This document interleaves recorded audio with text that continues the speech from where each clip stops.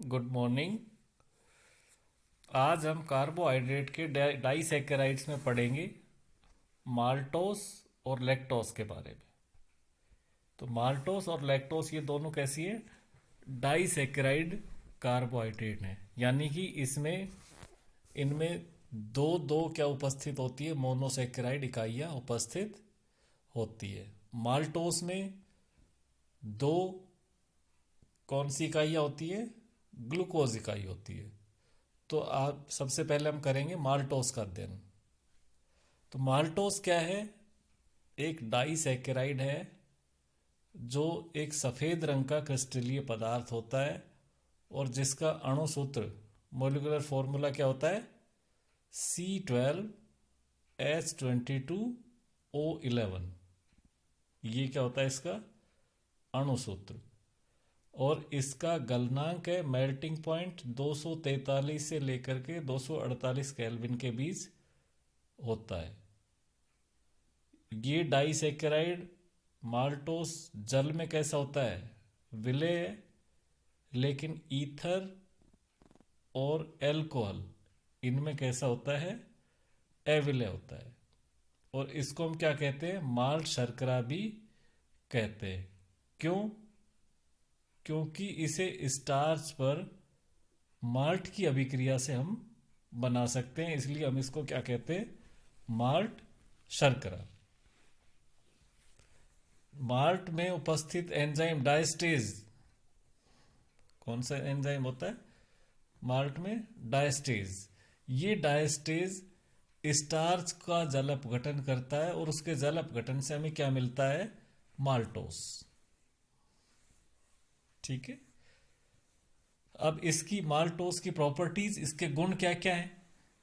Maltose क्या है? एक दक्षिणी ध्रुवण घूर्णक शर्करा है, यानी कि डेक्स्ट्रो रोटेटरी। माल्टोस है ये म्यूटा रोटेशन प्रदर्शित करता है। क्या करता है ये? परिवर्ती ध्रुवण घूर्णन प्रदर्शित करता है। इसके अल्फा और बीटा रूप, इसके दो फॉर्म है, अल्फा और बीटा फॉर्म। क्या स्पेसिफिक रोटेशन का मान क्रम से कितना होता है? +168 डिग्री और +112 डिग्री। और जो इसका साम्य मिश्रण बनेगा, उस साम्य मिश्रण का स्पेसिफिक रोटेशन कितना होता है? +136। यानी कि जब हम इसके ताज़ा बने हुए अल्फा रूप है जिसका स्पेसिफिक रोटेशन का मान कितना होगा? 168। जब इसके फ्रेश अल्फा रूप का जब हम स्पेसिफिक रोटेशन ज्ञात करेंगे तो कितना होगा? 168। और जब हम इसको रख देते हैं तो इसके विशिष्ट ध्रुवण घूर्णन स्पेसिफिक रोटेशन का मान बदलता हुआ कहाँ पर आकर स्थिर हो जाता है? 136 डिग्री पर। ऐसे ही बीटा जो रूप है इसका माल्टोस का, उसके विशिष्ट ध्रुवण घूर्णन का मान कितना होता है?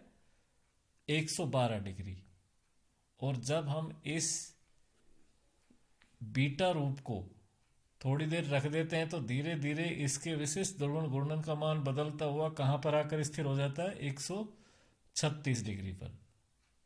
तो ये जो हमारा माल्टोस है क्या प्रदर्शित करता है? इसको हम क्या कहते हैं? म्यूटा रोटेशन, परिवर्ती ध्रुवण घूर्णन। तो माल्टोस है ये परिवर्ती ध्रुवण घूर्णन प्रदर्शित करता है। नेक्स्ट है माल्टोज को जब हम तनु अम्ल या एंजाइम माल्टेस द्वारा जब हम क्या करते हैं? इसका जल अपघटन करते हैं तो इसके जल अपघटन से हमें दो ग्लूकोज के अणु प्राप्त होते हैं। यानी कि इसमें कौन सी मोनोसेक्राइड इकाइयां हैं? ग्लूकोज के दो अणु मिलते हैं, यानी कि इसमें मोनोसेक्राइड इकाई कौन सी है? ग्लूकोज। ठीक है। जब हम इसका जल अपघटन करेंगे या तो तनु अम्ल की उपस्थिति में या एंजाइम माल्टेस के द्वारा, तो हमें दो मोनोसेक्राइड इकाइयां मिलेंगी। क्या? ग्लूकोज। तीसरा जो हमारा ये माल्टोस है ये क्या है? एक अपचायक शर्करा है, रिड्यूसिंग शुगर है। क्यों? क्योंकि ये फेलिंग विलियन का अपचयन कर देता है। दूसरा, हाइड्रोक्सिल एमीन है, उसके साथ क्या देता है? ऑक्सीन देता है। फेनिल हाइड्राजीन के साथ क्या देता है? ओसाजोन बनाता है। चौथा भी बताया था कि ये क्या करता है? म्यूटा रोटेशन शो करता है। तो ये सारी अभिक्रियाएं देता है, ये सारी क्रियाएं होती हैं। इसका मतलब जो हमारा माल्टोस है वो क्या है? एक अपचायक शर्करा है। और अपचायक शर्करा है तो इससे क्या निष्कर्ष निकलता है कि माल्टोस के अंदर जो दो ग्लूकोज की मोनोसेकेराइड इकाइयां हैं उनमें से किसी न किसी एक सेकेराइड के पास मुक्त एल्डिहाइड समूह उपस्थित है। अगर मुक्त नहीं होता तो ये एक भी अभिक्रिया नहीं देता। और ये कैसा होता है? एक अनअपचायक शर्करा होती है। कैसी होती है?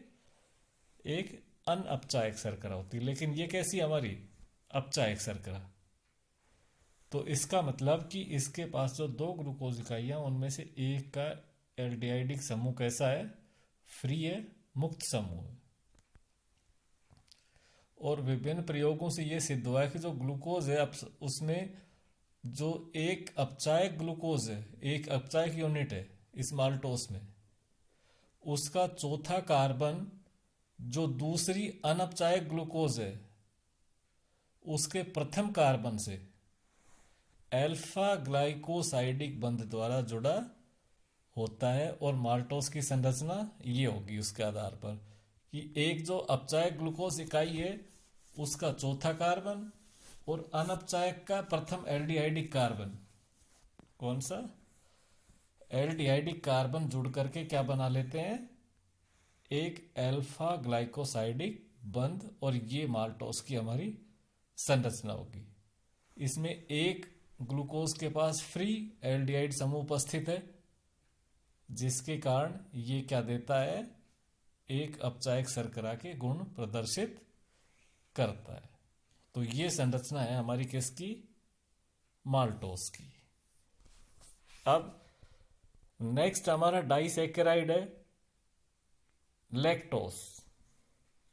कौन सा है? लैक्टोस, जिसको हम क्या कहते हैं? Milk sugar. क्योंकि ये किस में उपस्थित होता है? सभी दूध में उपस्थित रहता है, इसलिए हम इसको क्या कहते हैं? मिल्क शुगर भी कहते हैं। तो लैक्टोस है। इस लैक्टोस का अणुसूत्र क्या होता है? C12H22O11। ठीक है। तो दूध से जब हम पनीर बनाते हैं तो पनीर बनने के बाद जो मात्र द्रव बचता है उसका क्रिस्टलीकरण तक वाष्पन करने पर क्या मिलता है हमें? लैक्टोस प्राप्त होता है। तो इसके अंदर भी ये भी क्या है? एक डाइसैकेराइड है। डाइसैकेराइड है तो इसके अंदर भी क्या होंगी? दो मोनोसैकेराइड इकाई उपस्थित होंगी। तो लैक्टोस के अंदर कौन कौन सी मोनोसैकेराइड उपस्थित है? कौन कौन सी इकाइयां हैं? इसमें एक तो ग्लूकोज होती है मोनोसैकेराइड इकाई, और दूसरी कौन सी होती है? ग्लैक्टोस। ग्लूकोज और ग्लैक्टोस, इन दोनों मोनोसैकेराइड इकाइयों से मिलकर के बना हुआ है क्या? लैक्टोस। तो इसके गुण क्या क्या है? क्या क्या प्रॉपर्टीज है इसकी लैक्टोस की? लैक्टोस क्या है? एक क्रिस्टलीय ठोस है। ये भी क्या है? ये एक क्रिस्टलीय ठोस है। इसका गलनांक कितना होता है? 476 केल्विन। और ये जल में विलय, लेकिन ईथर और एल्कोहल इनमें कैसा होता है? अविलय होता है। इसके अलावा इसका क्या गुण है कि लैक्टोस है वो कैसा होता है? डेक्स्ट्रो रोटेटरी, दक्षिणी ध्रुवण घूर्णक। नेक्स्ट तीसरा है कि जब हम इसको तनु अम्ल या एंजाइम लैक्टेस, तनु अम्ल या एंजाइम लैक्टेस के द्वारा जब हम इसका जल अपघटन करते हैं तो हमें क्या मिलता है? समअणुक मात्रा में डी ग्लूकोज और डी ग्लैक्टोज, ये दो मोनोसैकेराइड्स प्राप्त होते हैं।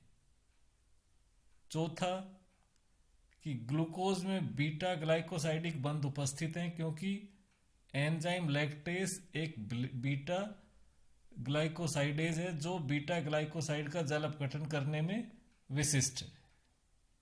ठीक है। तो लैक्टोस में कौन से बंध हैं? बीटा ग्लाइकोसाइडिक बंध उपस्थित होते हैं। पांचवा, ये एक अपचायक शर्करा है। क्या है ये? एक अपचायक शर्करा। माल्टोस की तरह ये भी अपचायक शर्करा है। कैसे? क्योंकि ये फेलिंग विलियन का क्या कर देता है? अपचयन कर देता है। हाइड्रोक्सिल एमीन के साथ क्या बनाता है? ऑक्सीन बनाता है। फेनिल हाइड्रोजीन के साथ क्या देता है? ओसाजोन बनाता है और म्यूटा रोटेशन प्रदर्शित करता है। तो इन सब अभिक्रियाओं से हम क्या निष्कर्ष निकालते हैं कि ये एक अपचायक शर्करा है। यानी कि इसमें भी एक अणु मोनोसेक्राइड का, जो भी एक मोनोसेक्राइड है, उसके पास फ्री कार्बोनिल समूह उपस्थित है। तो इसमें ग्लूकोज है, वो एक अपचायक शर्करा है, और ग्लैक्टोज है, वो उसमें एक अनअपचायक शर्करा की तरह उपस्थित है। तो विभिन्न अध्ययन से इसमें ज्ञात हुआ है कि जो ग्लूकोज है, जो इसका अपचायक भाग है, ग्लूकोज क्या है जिसमें ग्लूको तो C4, ग्लूकोज का कौन सा? चौथा कार्बन, जो अपचायक ग्लूकोज है उसका चौथा कार्बन अनपचायक भाग जो ग्लैक्टोज पे, उसके प्रथम कार्बन से बीटा ग्लाइकोसाइडिक बंध द्वारा जुड़ा रहता है।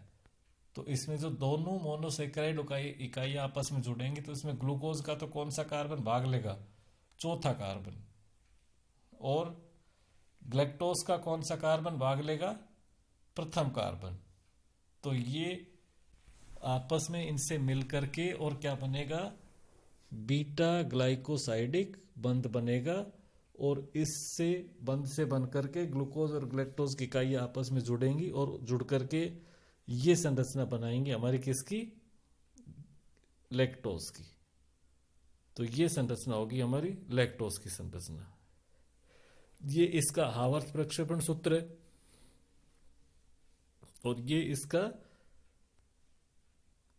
चेयर फॉर्म, जो स्थाई फॉर्म है, वो इसका कन्फर्मेशन है। ये संरचना होगी हमारी किसकी? लैक्टोज की। तो ये आज हमने किया डाइसेकेराइड कौन कौन से? माल्टोस और लैक्टोस। माल्टोस में दो मोनोसेकेराइड इकाइयां हैं, कौन कौन सी हैं? दोनों दो अणु क्या होते हैं इसमें? ग्लूकोज के होते हैं। किसमें? माल्टोस में। और लैक्टोस में दो मोनोसेकेराइड इकाइयां कौन कौन सी है? एक तो ग्लूकोज और दूसरी ग्लैक्टोज। और दोनों ही क्या है? अपचायक शर्करा है। यानी कि इनमें फ्री कार्बोनिल समूह उपस्थित होता है, इसलिए ये दोनों क्या है? एक अपचायक शर्करा। तो ये था ग्लूकोज और ग्लैक्टोज के बारे में। Thank you.